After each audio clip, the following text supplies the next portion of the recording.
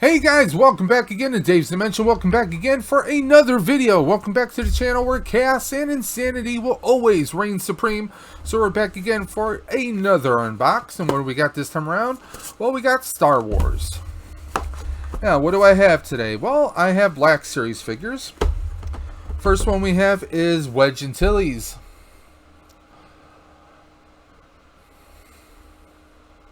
Now his ID is 102. This is Black Series Star Wars. And I picked them up at a local store, and they were selling them for $25.99. A fair price. I mean, I'm not going to find these for $19.99 at a Kmart or Walmart. So I was at a local toy shop here in Buffalo, New York, called That 80s Toy Shop. I'm sorry. And I was able to score him, and I also scored, and this figure was just too damn cool, the Scout Trooper. I couldn't pass him up. He was $29, but I said, nah, I gotta get him. He's just too Billy Badass right here. And he's featured in Jedi Fallen Order, which I've been playing a lot of, and also recently I've been playing a lot of Battlefront 2. I'm trying to learn the mechanics of it. So I grabbed these two, and we're gonna unbox them today. Now, we're on these boxes. They give you a little synopsis, a little brief on that figure. Wedge Antilles, a young, talented rebel pilot from Corellia. Wedge Antilles survived the attack on the first Death Star to become a respected veteran of Rogue Squadron. So, you guys all know who Wedge is. He's been around. He's survived just about anything and everything. He even appeared in the most recent Star Wars movie. So, now I mentioned that the body itself is pretty much just a reproduction of Luke, but with a head sculpt of Wedge. So we're going to crack that one open. And also this Scout Trooper. I mean, this is one of the troopers like you would see on the speeders. And this one just, I mean, he looks really badass. I wouldn't be surprised if they do another reissue of this figure, but maybe with a little weathered sand wash on it, a little weathering on him, so that he can represent one of the two one of the two Scout Troopers who actually grabbed the child in Mandalorian. So we'll see what happens. So we're going to crack Wedge open first. I'm going to put the Scout Trooper right there. If you are not an out-of-box collector, please turn your eyes away. I'm cutting the box open right now as we speak.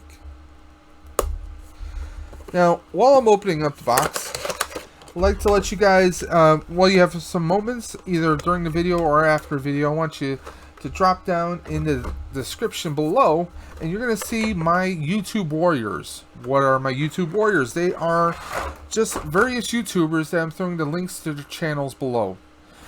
Just trying to spread the love out there, trying to help some of the other channels grow and expand. And these are channels that I think you guys would also enjoy as well. Okay? Now, let's go ahead and get his weapon out. He has a much different weapon than Luke comes with. Luke comes with the basic Han blaster, whereas we have this one. I like the detail on this one, too.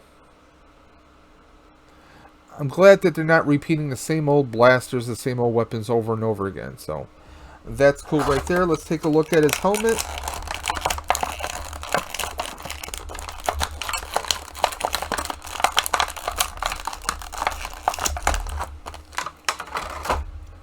Nice weather detail on Wedge's helmet.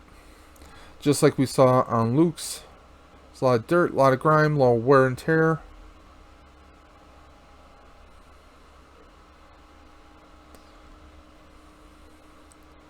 Detail on here is very cool. Very good indeed. And of course, he doesn't have his lightsaber because he's not a Jedi.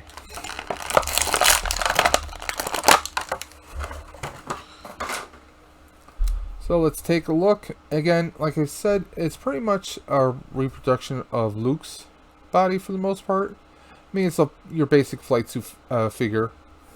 Head looks pretty good. Face on here looks pretty damn good. Good sculpt of the hair. Good detail.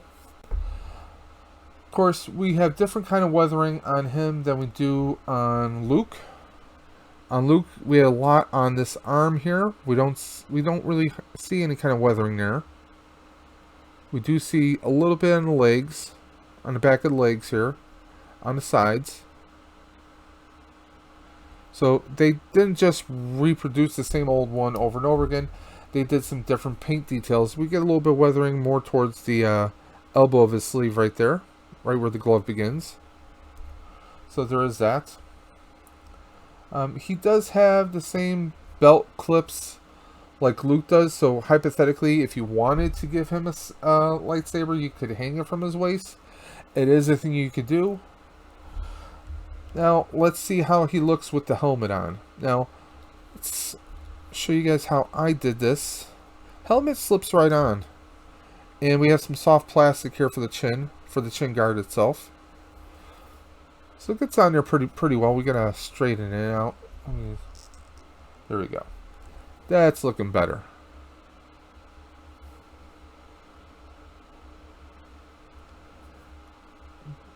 It rides up a little high, but that's because we want the visor right on his eyes, so that's good. I really do like this figure a lot. Well, I like the Luke figure too. Is pretty awesome. Right now, I actually have quite a bit of Lukes. I have Black Series Luke from Jedi. I have Black Series Luke Archive.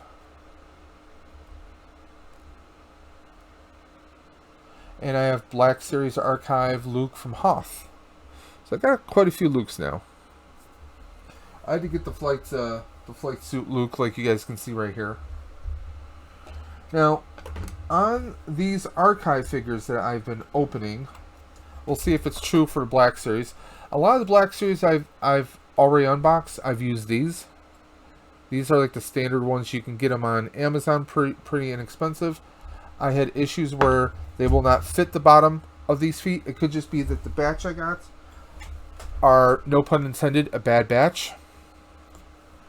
Let's try a different one. Yeah, it's not fitting in there. So it could just be a bad batch that I bought. But I have these NECA stands, and they seem to fit these newer characters pretty well. It's really odd because I've used them on a couple of the other figures so far. They worked perfectly fine, but now on these,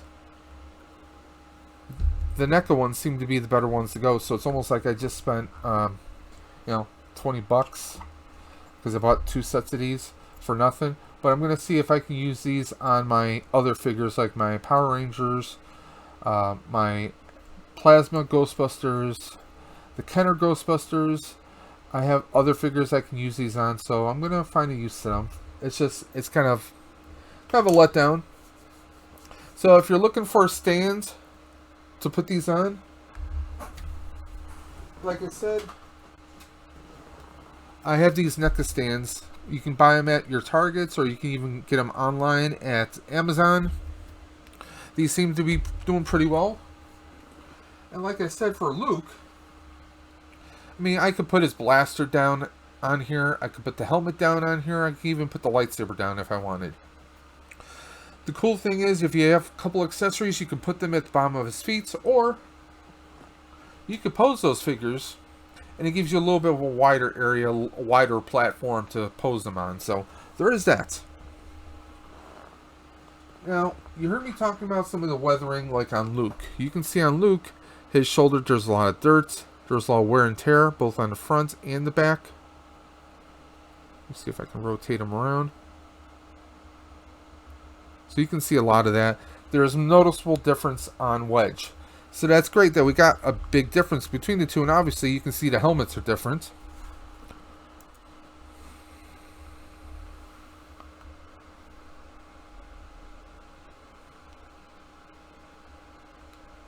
Much different.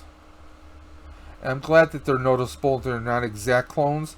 Maybe of the mold, as far as the suits, yes, they're clones, but they did different paints, different weathering applications on here, and that's tremendous, guys. That's what we're looking for. Okay. So we're gonna put the fighter pilots down. Put them right back there, and we're gonna jump into the scout. Okay. Once again, if you are an out-of-box collector, turn your eyes, or an in-box collector, turn your eyes away. You know who I'm talking to.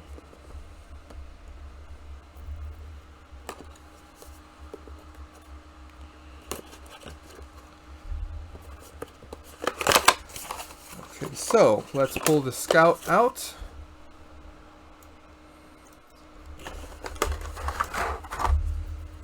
Of course, we get our usual papers, but we don't need those. We don't need no stinking peppers. So there we go. Now the Scouts always get these little, small little guns. It always reminds me of the Noisy Cricket from Men in Black. I mean, it just looks so small and goofy. But of course, they also get their little baton or blaster or whatever you want to call this, and it's got a little energy discharge effect on here, which I think is pretty cool. It's just basically your kind of, it's like a smaller scale version of the energy effects like they use on the plasma figures for power, or not the plasma, but the Lightning Collection figures for Power Rangers. So it's something that they've been doing.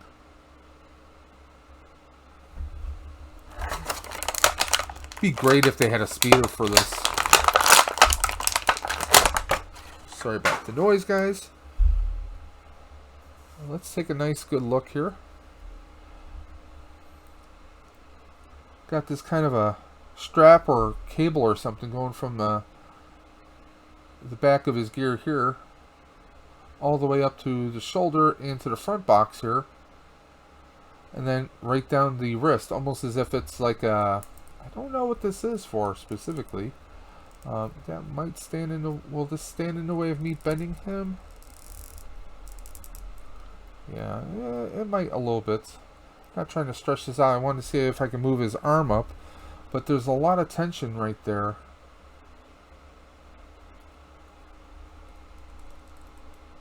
So I might not be able to bend him so well as far as the wrist joint. Maybe? Yes, I can. It's just that if you bend his wrist right here, guys, you might have to pull that cable underneath so that, you know, you're not bending it or breaking it or stretching it out too far. I like the detail they have on here.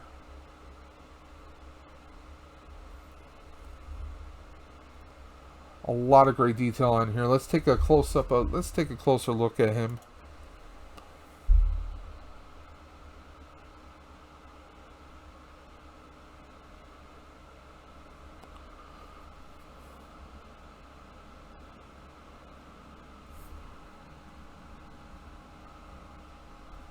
Now this is Scout Trooper as he appears in Jedi Fallen Order.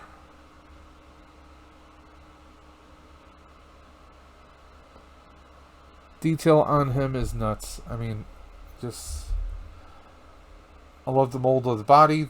This is not a new mechanic or joint system as far as a figure.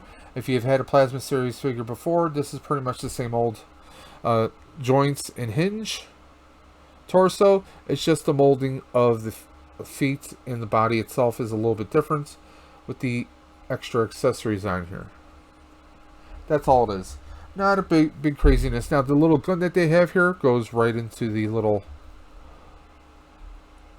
upper boot holster right there, so it stows right there. And of course we have his little energy baton, whatever you want to call it.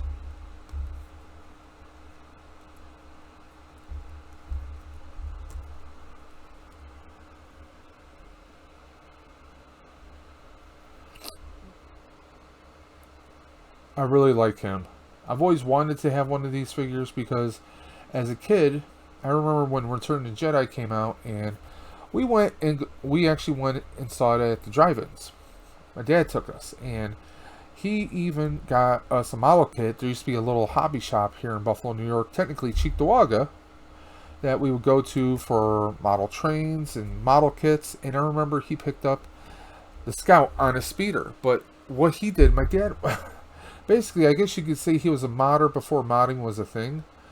He actually painted it, not white, but he made the Trooper red. Yeah, he actually painted it red. I wish I still had it. He painted it red, but he gave the speeder a camouflage paint pattern. Now, my dad was in the military. He did 2 tours of Vietnam, and then he served the rest of his military career as a National Guard reservist. So, every year in the summertime for 2 weeks, he went on maneuvers. He would go on, once a weekend, and that's what he did. So he worked on tanks, trucks, jeeps. He called them eeps. Anything and everything as far as military tanks and everything, he worked on. So he would work on a lot of model kits in his spare time. Tanks, World War II. He loved war movies. So when it came to doing the scout trooper with the speeder, he gave the speeder a camo color design, and he painted the scout red with black. I mean, it was the sickest looking thing. But of course, nowadays everyone's doing that kind of a thing, so that's kind of cool to think about that. But the figure himself got the straps right on here. I mean, the detail on here is tremendous. The energy effect, it could be a little bit better. You might have to play around with it because it might actually fall off a little bit because it's kind of a U. It's solid here, and then you got 2 little energy binds that kind of surge up. So you might have to play around with it a little bit. But the figure himself is pretty good. My concern is this little like cable or hose or whatever you want to call it. You just have to be careful when you're bending the arm that you push this kind of underneath. And the little blaster just fell out. Good thing it fell by my foot. Now, if you're not going to be using this for any posing, you might want to tap just a little bit of hot glue into the holster itself, just to kind of hold it in place. And if you really need to pull it out, you can just pull it out and then peel the hot glue right off of it. That's one thought I have. If you have a better suggestion, hit me up in the comments section below. Now, of course, for most poses, you can probably just put the gun right in his hand. There we go. You can do something like that. But if you're doing a circumfighting pose, you may not want to do that. But that's just a little thought I had as far as, this little holster down here where the gun is supposed to go. That's just a thought right there. But not someone you want to, looks like not necessarily someone you want to mess with. Now it looks like this can actually come off the hand. This is where that little cable kind of connects onto. I don't know how well you guys can see that. You can see it right there. So I guess this could kind of slide off if you need to. Yeah, it can come off. So, I mean, if you want to do something like that, like you slide it off first and then do the pose and then slide it back on, I guess that's the thing you could do, or you can kind of just leave it hanging. Because my concern would be I could see someone easily forcing this, either stretching it out or just breaking it right off, and then your figure is kind of not 100% anymore. So those are just different thoughts here. I mean, like I said, I can slip this right back over. Let me show you guys. I'm just sliding that back on, and now it's back on there. So it is something you can do. I would just be mindful of that cable. Okay, guys? Let's slip this back on. This energy binder baton, whatever you want to call this. It looks like it's got a opening right there, like it can actually fire as well. And looks like almost like a little scope piece right here. Honestly, I don't know whole much about this specific weapon, so that's why I'm just kind of like spitballing, throwing craziness out there. But there you go, Scout Trooper. Really looks badass. I would love it if there was a scaled speeder that we can throw him on. I would really love that. That'd be an awesome pose. And if they did have that, maybe I can find someone who's really good at doing some customs and do a red version of him, so I can kind of reminisce about that model kit my dad made way back when, and that was back in '89. So yes, I am that old. There we go. I got quite the collection of troopers right now. Scout Trooper, Hover Tank. No, this is, yeah, that's Hover Tank, and this is Shore Trooper. Imperial Death Trooper, and of course we have Luke and we have Wedge. I have much more Star Wars figures yet to unbox. I have Grievous. I also have some Mandalorian figures. I don't have the Mandalorian. I'm hoping to get my hands on him sometime in the future, but that's going to have to hold off at least for a couple months. Because at the filming, we're actually filming this in April. I've got so many videos lined up that I'm pretty much covered all the way till June with videos. I have some family trips to partake upon. Family memorial in June, along with a graduation. So with traveling, by that time, my wife and I are going to be fully vaccinated, of course. We're going to be fully vaccinated come May 1st, which is great. But we have a lot of traveling to do, so we kind of have to set some money aside, and just have to be a bit mindful. Family first. Your toys and collections come second, guys. So it is what it is. So, God, I still have, like I said, I still have a whole bunch left. I have, let's see, I have 1, 2, 3 Mando figures. I have Grievous. I have Knight of Ren, and I have a Sith Trooper yet to unbox. And that's not counting the other stuff I have. I still have Stan Lee action figure, and I have Black Panther, but I'm debating if I even want to open those up. I might not. See if I can show you guys. Pan right there. On the top of the shelf next to the air can and next to Archangel, you can see I have 2 boxes, 2 little figures in their boxes right there, and those are they. So I still have those to go through. So we'll see what happens. So until next time, I want to thank you guys for checking out the channel. If you liked the video, give me a thumbs up. If you didn't, give me a thumbs down. If you have any questions, thoughts, concerns, comments, hit me up in the comment section below. Again, don't forget to check out the description section for the top 5 YouTubers for this week that I want you guys to check out. And as always, thank you for supporting the channel. If you're following us, thank you very much. If you're not, hit that red button below. Hit that bell for notifications so you can get all the craziness that we have coming in the weeks to come. And until next time, this is Dave from Dave's Dimension saying keep on busting, and I will catch you guys on the flip side.